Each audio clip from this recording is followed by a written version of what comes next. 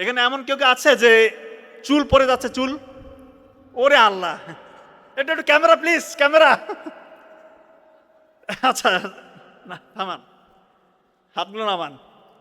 যাদের চুল পড়ে যাচ্ছে আমি বলি একটা টোটকা দিয়ে যাচ্ছি ইনশাল্লাহ, এটা খুবই ইফেক্টিভ, এভিডেন্স বেসড। 7টা উপাদান 7টা উপাদান। মহাদেশ কয়টা? 7টা। 7টা উপাদান মনে রাখেন। কালো জিরা দানা রাতের বেলা 1 গ্লাস পানিতে সবগুলো হাফ চামচ করে মিশাবেন। 1 গ্লাস পানি সবগুলো হাফ চামচ করে মিশাবেন। কালো জিরা দানা, হলুদের গুঁড়ো, মেথি দানা, তিসি দানা, লং, দারচিনি, 6টা হইলো। সকালবেলা আবার ওইখানে মধু মিশাবেন, সবগুলো কি হাফ চামচ করে। এইটা যদি কেউ খেতে পারে ইনশাল্লাহ তার চুল পড়া অনেকটাই কমবে, তার ত্বক উজ্জ্বল হবে, তার নখের ভঙ্গুরতা কমে আসবে।